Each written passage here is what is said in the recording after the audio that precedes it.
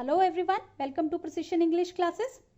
Noun की इस series में स्टूडेंट्स आज हम बात करेंगे कुछ स्पेशल नाउन्स की, कुछ ऐसे नाउन्स की जिनके सिंगुलर और प्लूरल फॉर्म में मीनिंग्स अलग अलग होते हैं। एग्जाम पॉइंट ऑफ व्यू से ये बहुत इंपॉर्टेंट टॉपिक है क्योंकि every second year there is one or the other question asked from this topic, चाहे वो एरर करेक्शन में हो या किसी और तरीके से। ठीक है, सो आई वुड रिक्वेस्ट कि आप इस वीडियो को पूरा देखिएगा। So let's start.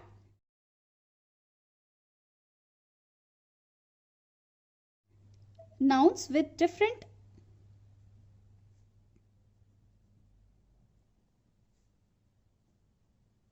meanings in singular and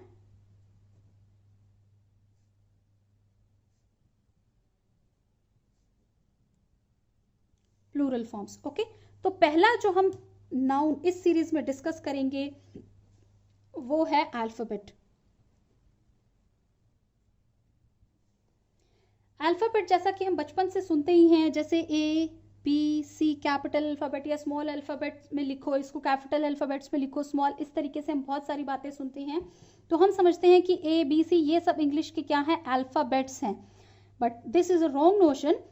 A B C individually ये अल्फाबेट्स नहीं होते हैं। हाँ, लेकिन A B C up to Z यानी कि from A to Z, this complete set जिसे हम वर्णमाला भी कह सकते हैं, this complete set means alphabet. यानी कि सिंगुलर फॉर्म में अल्फाबेट शब्द का मतलब होता है ये पूरा सेट। ठीक है, सेंटेंस से समझने की कोशिश करते हैं। जैसे हम कह सकते हैं या कहते हैं या कहा जाता है, the alphabet of Chinese language is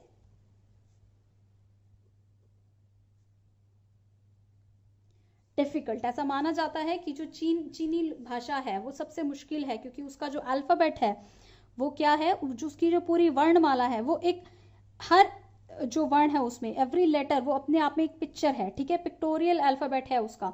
ठीक है, तो हम अगर बात कर रहे हैं the alphabet of Chinese language यानी कि चीनी भाषा की जो वर्णमाला है वो कैसे है, बहुत ही कठिन है।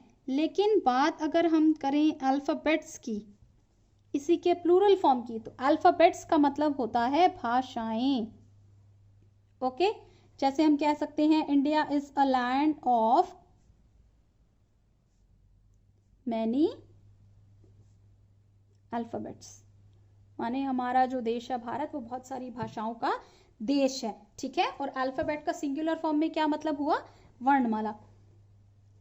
अगला हम नाउन डिस्कस करते हैं सैंड, सिंगुलर फॉर्म में जिसका मतलब होता है रेत या बालू। लेकिन सैंड्स प्लूरल फॉर्म में इसका मतलब होता है रेगिस्तान। ओके, सेंटेंस से समझने की कोशिश करते हैं। जैसे मैं ये कहूं, the sands of Sahara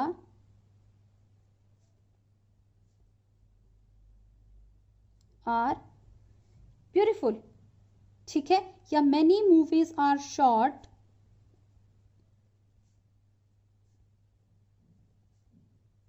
in sands of Sahara. यहां पर सैंड्स का क्या मतलब हो, यहां पर ये नहीं है कि सहारा की रेतें जो हैं या मिट्टियां जो हैं वो बहुत खूबसूरत हैं। इसका मतलब है द सैंड्स, रेगिस्तान जो हैं सहारा के वो बहुत ही खूबसूरत हैं। Movies are shot in sands of Sahara मतलब रेत में पिक्चरों की, मूवीज के, फिल्म्स की शूटिंग नहीं की जाती है। उसका मतलब है कि उसके रेगिस्तान में शूटिंग की जाती है। ठीक है, और अगर हम सैंड को यूज करें तो हम ऐसे यूज कर सकते हैं, जैसे the sand in Jaisalmer is golden in colour, कि जैसलमेर में जो रेत है वो सुनहरे रंग की है। ओके, कैसे रंग की है वो, सुनहरे रंग की है। यहाँ पर हम जब सैंड लिख रहे हैं तो हम क्या बात कर रहे हैं, वहां की रेत की, वहां की मिट्टी की बात कर रहे हैं। ठीक है, अगला नाउन हम इसी सीरीज में डिस्कस करेंगे वाटर। वाटर का क्या मतलब होता है, पानी। लेकिन वाटर का प्लूरल नहीं है क्योंकि प्लूरल आपको पता है, सॉरी वाटर आपको पता है क्या है, अनकाउंटेबल नाउन है, हम इसका प्लूरल नहीं बना सकते। तो वाटर्स का मतलब होता है समुद्र। ठीक है, सेंटेंस से समझते हैं। जैसे माने मैं कहूं give me a glass of water, या मैं कहूं give us some glasses of waters. Okay, give me a glass of water, मुझे पानी का एक ग्लास दे, गिव अस, हम सबको पानी के ग्लास दें। तो क्या यहां पर वाटर्स यूज होगा? नो, यहां पर भी वाटर ही यूज होगा, give us some glasses of water, क्योंकि मैंने अभी बताया वाटर अनकाउंटेबल नाउन है, हम उसका प्लूरल नहीं बनाते। ठीक है, लेकिन अगर हम ऐसे कहें Tamil fisherman often enter Sri Lankan waters,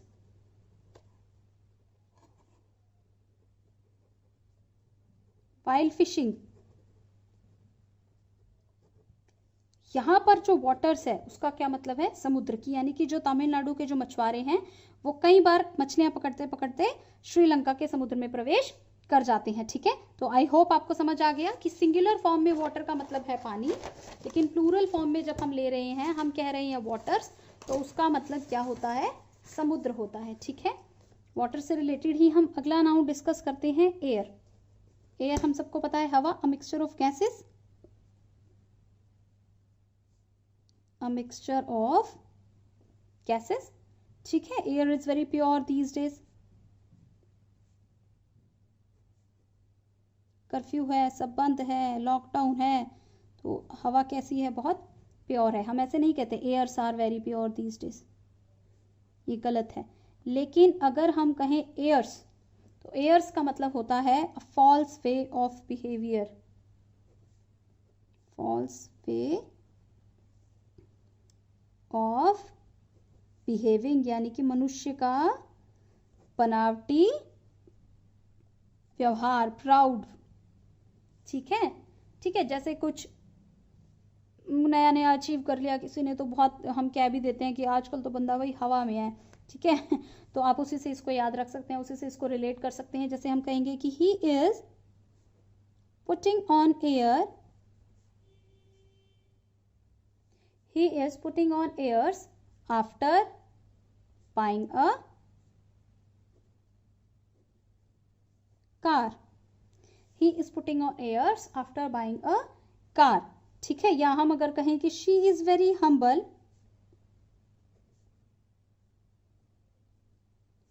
she doesn't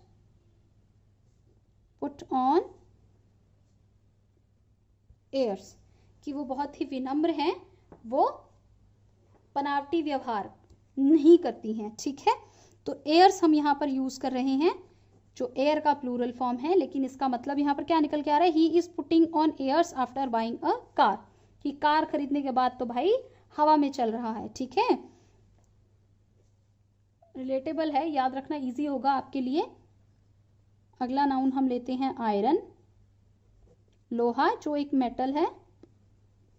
ठीक है, लेकिन इसी का प्लूरल फॉर्म आयरन्स, जैसे हम एयर वाटर के बारे में डिस्कस कर रहे थे, आयरन एक अनकाउंटेबल नाउन है, हम आयरन का प्लूरल नहीं बना सकते हैं। ठीक है, लेकिन आयरन्स जो है उसका मतलब होता है शेकल्स, फेटर्स, जंजीरें। ठीक है, हमने नाउन के पुराने वाले लेक्चर्स में अनकाउंटेबल नाउन्स को अच्छे से डिस्कस किया था, डिटेल में डिस्कस किया था। अगर आपने वो वाले लेक्चर्स नहीं देखी हैं तो आप प्रीशियस इंग्लिश क्लासेस चैनल से वो बाकी की वीडियोस भी देख सकते हैं। ठीक है, आपको नाउन का पूरा टॉपिक बहुत अच्छे से कवर हो जाएगा, बहुत अच्छे से क्लियर हो जाएगा। ठीक है, और अगर आप चैनल पे नए हैं तो इस चैनल को आप सब्सक्राइब भी कर लीजिए प्लीज़। ठीक है, तो लोहा आयरन है, लोहा मेटल, लेकिन आयरन्स क्या होता है? शेकल्स या फेटर्स या जंजीरें। ठीक है, मैं इंग्लिश और हिंदी दोनों में डिस्कस कर रही हूँ, so that English to English is good for your vocabulary and English to Hindi is good for your understanding. Okay, ठीक है, तो जैसे द सेंटेंस से समझने की कोशिश करते हैं, the terrorist was kept in irons, कि जो कैदी था, जो आतंकवादी था, उसको जंजीरों में रखा गया है। यहाँ आयरन्स का मतलब ये नहीं कि उसको लोहों में रखा गया था, यहाँ मतलब है कि उसको जंजीरों में रखा गया था। या द जज order to remove the irons of the convict, ठीक है, कि जो भी वहां पर आया हुआ था जज ने ऑर्डर किया कि इसकी जंजीरें आप हटा दीजिए। Okay, I hope I am very much clear. अगला हम लेते हैं इसी सीरीज में वुड, लकड़ी। This table is made of would.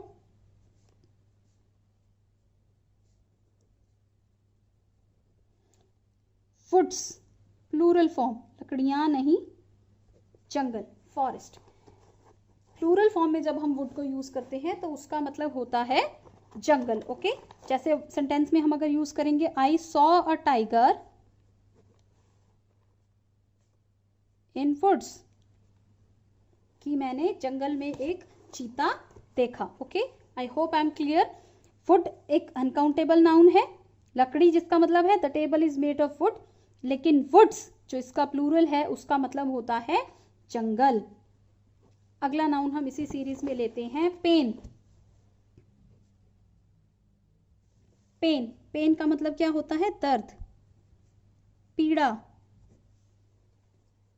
ठीक है। जैसे कर्फ्यू और लॉकडाउन से आजकल हमें बहुत पीड़ा हो रही है, लेकिन पेन्स, पेन्स होता है टू ट्राई हार्ड, प्रयास, कोशिश करना, दिल से कोशिश करना, अथक प्रयास करना, ठीक है। जैसे डॉक्टर्स आजकल हमारे लिए पेन्स ले रही हैं, तो हम कह सकते हैं doctors are taking pains, doctors are taking pains to help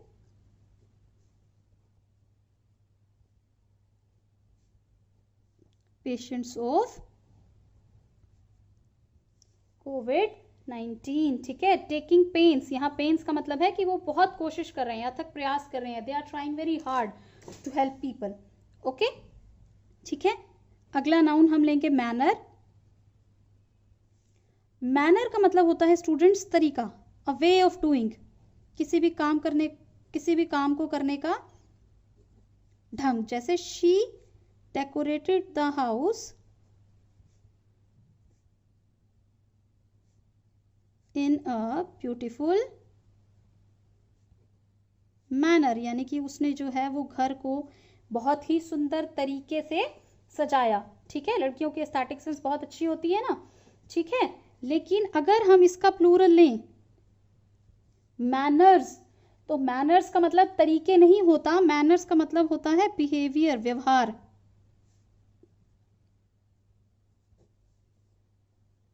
ठीक है, बचपन में हम सुनते हैं या पेरेंट्स बच्चों को कहते हैं कि बेटा these are not good manners, ठीक है, you should learn good manners, we should learn table manners, we should learn table manners, यानी कि टेबल मैनर्स मतलब टेबल पर बैठकर किया जाने वाला व्यवहार, यानी कि हम जब परिवार के साथ खाना खाते हैं तो हमें कैसा व्यवहार करना चाहिए, ठीक है। व्हाट्सएप चलाना, बड़ों के साथ बैठ के अपना फोन पे बातें करते रहना, these are not good table manners, these are bad manners, ठीक है। तो मैनर का मतलब होता है तरीका, अ वे ऑफ डूइंग, किसी भी काम को करने का तरीका, और मैनर्स का मतलब होता है बिहेवियर, व्यवहार। तो सिंगुलर और प्लूरल फॉर्म में ये नाउन दो बिल्कुल अलग अलग मीनिंग्स में आ रहा है। अगला हम नाउन डिस्कस करेंगे अब्यूज। अब्यूज का मतलब होता है रूड और बैड वर्ड्स, यानी कि अपशब्द या गाली, ठीक है। आप ये वोकैबलरी भी एक तरीके से आपके साथ साथ ही चल रही है, बहुत सारे वर्ड्स हैं जो आपको शायद नए भी लगे, जैसे we should not abuse others,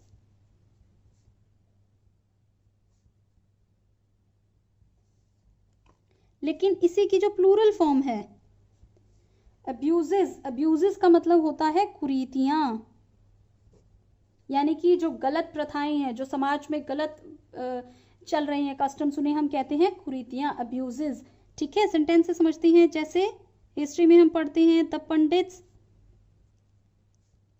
took no steps to remove the abuses of society, कि समाज में फैले हुए कुरीतियों को दूर करने के लिए पंडितों ने कोई भी कदम नहीं उठाए। या Raja Ram Mohan Roy took pains to remove abuses from society, है ना। हिस्ट्री में हम पढ़ते हैं ना कि राजा राम मोहन राय ने बहुत सारी सामाजिक कुरीतियों के खिलाफ बहुत सारी लड़ाई लड़ी थी, ठीक है। तो यहाँ अब्यूजेस का मतलब है, जो हम डिस्कस करने वाले हैं वो है आम, आम हम सबको पता है क्या होती है, भुजा, ठीक है। But arms,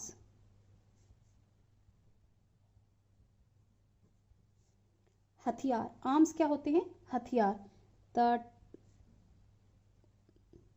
terrorists were possessing arms, या the terrorists were caught with arms, ठीक है। the terrorists या the thief was caught with arms, ये मतलब नहीं है कि वो बाजुओं के साथ पकड़ा गया था, इसका ये मतलब है कि वो हथियारों के साथ पकड़ा गया था, ठीक है। तो आर्म सिंगुलर मीनिंग में भुजा, आर्म्स भुजाएं भी हैं कि हम मतलब वी हैव टू आर्म्स, हम ऐसे बात करते हैं, बट आर्म्स का मतलब हथियार भी होता है, ठीक है। The thief was caught with arms, ठीक है। अगला नाउन जो हम इस सीरीज में आज डिस्कस करेंगे वो है कस्टम। वो क्या है, कस्टम। कस्टम क्या होता है, रीति रिवाज। हर समाज में किसी न कोई कस्टम फॉलो होते हैं, जैसे वरमाला हमारे यहाँ शादियों में एक कस्टम है, वरमाला is a custom in Hindu marriages, ठीक है। वरमाला is a custom in Hindu marriages. लेकिन जब हम बात करते हैं कस्टम्स की, लेकिन जब हम किसकी बात करते हैं, कस्टम्स की बात करते हैं, तो कस्टम्स का मतलब होता है, ये एक तरीके की इंपोर्ट ड्यूटी है। आपको कस्टम्स के बारे में सबको पता ही होगा। कस्टम्स एक तरीके का टैक्स होता है, एक तरीके की इंपोर्ट ड्यूटी होती है, ठीक है, ठीक है। जैसे my friend got selected as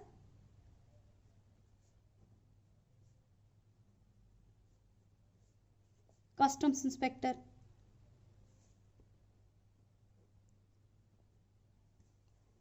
okay, easy है समझना कि कस्टम का मतलब है रीति रिवाज, लेकिन कस्टम्स का मतलब क्या होता है, कस्टम्स का मतलब होता है एक तरीके का टैक्स, इंपोर्ट ड्यूटी की, जो बाहर से सामान आता है उसके ऊपर सरकार हमसे वसूलती है, ठीक है। तो वो उसे हम क्या कहते हैं, कस्टम्स कहते हैं। अगला नाउन जो हम डिस्कस करने वाले हैं वो है कंटेंट। कंटेंट, कंटेंट का मतलब होता है संतुष्ट, मतलब जो मेरे पास है मैं उसमें मुझे तसल्ली है, मैं संतुष्ट हूं, I am happy, satisfied with what you have, मतलब जिसके पास जो है वो उसी में खुश है, उसी में वो क्या है, संतुष्ट है, ठीक है। बट कंटेंट्स, इसी का जो प्लूरल फॉर्म है कंटेंट्स, कंटेंट्स का मतलब होता है विषय वस्तु, व्हाट इज इन देयर, क्या है उसके अंदर, ठीक है। जैसे व्हाट आर द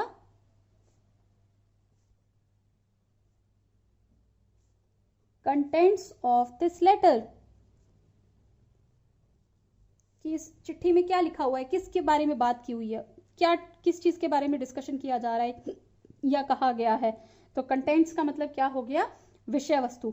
लेकिन कंटेंट का क्या मतलब होता है, संतुष्ट, हैप्पी, ठीक है। I am content with my old car, I don't need a new one. वैसे आप में से ऐसा कोई नहीं बोलेगा अपने पेरेंट्स को, लेकिन आपको समझाने के लिए कि सेंटेंस फ्रेम कर दिया, कि जैसे हम कहें कि मैं अपनी पुरानी कार से संतुष्ट हूँ, आई एम हैप्पी, मुझे नई कार नहीं चाहिए, ठीक है। लेकिन कंटेंट्स जब प्लूरल फॉर्म में आ जाता है तो उसका मतलब है विषय वस्तु, ठीक है। अगला नाउन है रिटर्न, वापसी, वापिस आना, जैसे हम कहीं गए हैं तो वापिस आना, व्हेन विल यू रिटर्न, कब वापिस आओगे। लेकिन इसका प्लूरल फॉर्म रिटर्न्स, रिटर्न्स का मतलब होता है इनकम, आय, ठीक है। किसी इन्वेस्टमेंट के ऊपर हमें रिटर्न्स मिलते हैं, जैसे ही अर्न्ड या ही गॉट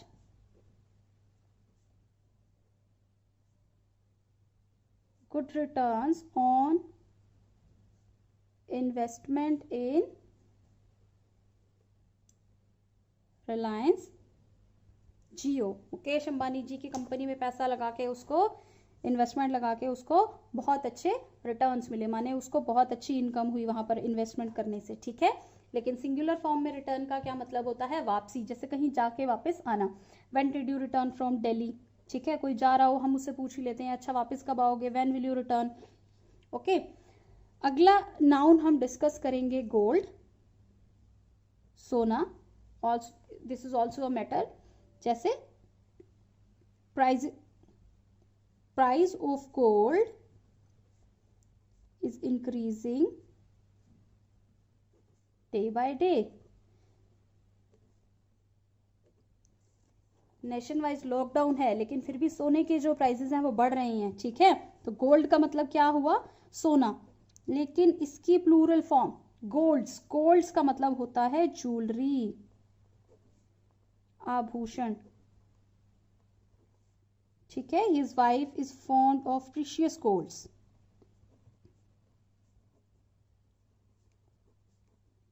वैसे तो सभी महिलाएं होती हैं प्रीशियस गोल्ड्स की शौकीन। His wife is fond of precious golds, ठीक है। अगला नाउन हम डिस्कस करते हैं blind, someone who can not C,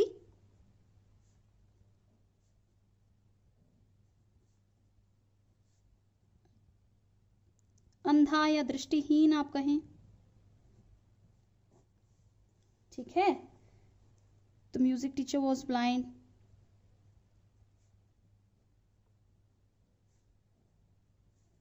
Was a blind man. लेकिन इसकी प्लूरल फॉर्म ब्लाइंड्स, ब्लाइंड्स क्या होते हैं? ब्लाइंड्स होते हैं रोलिंग शटर्स ऑन विंडो, एक तरीके के पर्दे होते हैं जिनके नीचे एक स्ट्रिंग होती है जिन्हें हम पुल करते हैं, ठीक है, तो वो ऊपर चढ़ जाते हैं या नीचे हो जाते हैं, ठीक है। तो ब्लाइंड दृष्टिहीन व्यक्ति के लिए यूज होता है, बट ब्लाइंड्स का मतलब क्या होता है? Rolling shutters on off window, rolling shutters of window, ठीक है। जैसे put the blinds, it's a sunny day, it's a sunny day, माने आज एक धूप वाला चमकदार दिन है तो कृपया ब्लाइंड्स यानी कि पर्दे लगा दीजिए, ठीक है। बहुत आसान है। अगला जो नाउन हम डिस्कस करेंगे वो है कैरेक्टर। कैरेक्टर चरित्र, सेट ऑफ पर्सनल क्वालिटीज, ठीक है। He is a man of good character, she is a lady of good character, she is a lady of good character, यानी कि वो एक अच्छे चरित्र वाली महिला है। I am a lady of good character. लेकिन इसी का प्लूरल फॉर्म जो आता है कैरेक्टर्स, तो कैरेक्टर्स का मतलब पर्सनल क्वालिटीज का कोई प्लूरल नहीं, कैरेक्टर्स का मतलब होता है लेटर्स, ठीक है। कि हमने क्या जब लिखते हैं तो हम मतलब माने इन्हें हम कैरेक्टर्स कह देंगे। I could not understand the characters, please write again legibly, कि दोबारा सुंदर सुंदर लिख के लाइए, मैं आपके शब्दों को समझ, प्लीज राइट अगेन लीजिबली, लीजिबली मतलब सुंदर तरीके से इसको लिखिए, ओके, ठीक है। आसान है। कैरेक्टर एक पर्सनल क्वालिटीज के सेट को, मनुष्य के चरित्र को कहा जाता है, लेकिन कैरेक्टर्स क्या होते हैं? लेटर्स, जो हमने अक्षर लिखे हुए हैं। अगला नाउन हम डिस्कस करने जा रहे हैं गुड, यानी कि फायदा, यानी कि लाभ, बेनिफिट। लेकिन गुड्स होता है सामान, गुड्स का मतलब फायदे नहीं होता। जैसे exercise is good for health, कि व्यायाम जो है वो सेहत के लिए कैसा होता है? अच्छा होता है। लेकिन गुड्स सामान, जो हमने जैसे मार्केट में सामान खरीदा, हम कुछ भी लेने गए, आपने कई बार शॉपिंग मॉल्स में देखा भी होगा, the goods once sold will not be taken back, कि बिका हुआ सामान वापस नहीं लिया जाएगा। तो यहां पर गुड्स का मतलब सामान, ठीक है, दुकानों में देखा है हमने, सेल में कई बार लगा होता है कि जो सामान बिक गया उसको वापस नहीं लिया जाएगा। ठीक है, अगला नाउन हम इस सीरीज में जो डिस्कस करने वाले हैं वो है फोर्स, बल या स्ट्रेंथ। फिजिक्स में और जनरल साइंस में आप पढ़ते भी हैं F = ma। जैसे ही टुक माई फोन बाय फोर्स, उसने बलपूर्वक मेरा फोन मुझसे ले लिया। लेकिन इसी का जो प्लूरल फॉर्म है फोर्सेस, फोर्सेस का मतलब होता है सेनाएं, आर्मी। ठीक है, जैसे we have 3 defence forces, we have 3 defence forces in India, army, navy and air force. ठीक है, तो फोर्सेस का क्या मतलब होता है, सेनाएं। लेकिन फोर्स अपनी सिंगुलर फॉर्म में फोर्स का मतलब होता है बल, शक्ति या ताकत, strength. He took my phone by force, खींच के जबरदस्ती उसने मुझसे बलपूर्वक मेरा फोन छीन लिया। लेकिन इसके प्लूरल फॉर्म का क्या मतलब हुआ, सेनाएं। ठीक है, आर्मी अभी आप बोल सकते हैं। अगला हम इसमें डिस्कस करेंगे स्पेक्टिकल। स्पेक्टिकल क्या होता है, स्पेक्टिकल होता है दृश्य, साइट, व्यू। ठीक है, ठीक है, जैसे द बर्निंग हाउस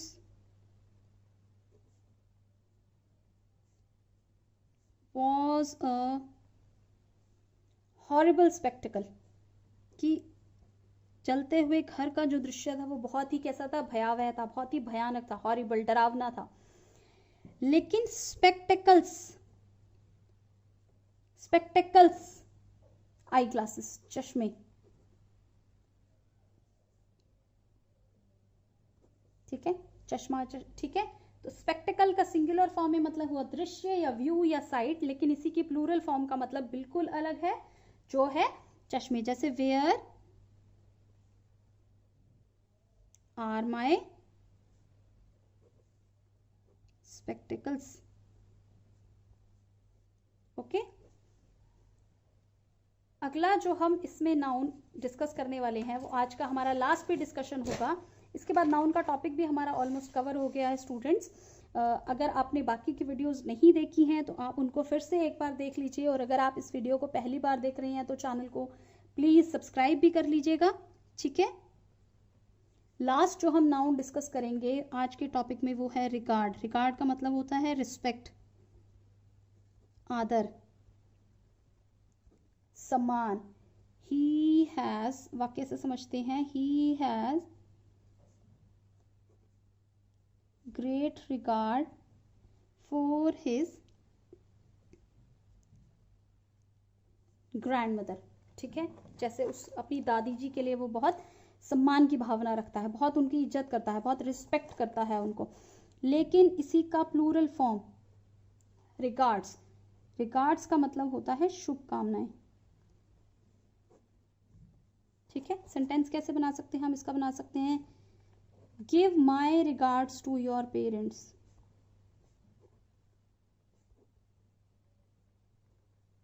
या अगर हम कभी कोई लेटर भी लिखते हैं या ऑफिशियल कम्युनिकेशन भी होती है तो उसमें भी हम नीचे कई बार सिर्फ रिगार्ड्स लिख देते हैं, यानी शुभकामनाएं। ठीक है, तो इन्हीं 20 नाउन के सेट्स के साथ आज का लेक्चर हम कंप्लीट करते हैं। आई होप आपने पूरी वीडियो देखी है और आपको ये अच्छी लगी, आपको कुछ समझ में भी आया। तो अगर आपको ये लेक्चर अच्छा लगा तो आप इसको प्लीज़ अपने फ्रेंड्स के साथ शेयर कर लीजिए और मेरे चैनल को सब्सक्राइब कर लीजिए। Thank you for watching, thank you and have a nice day.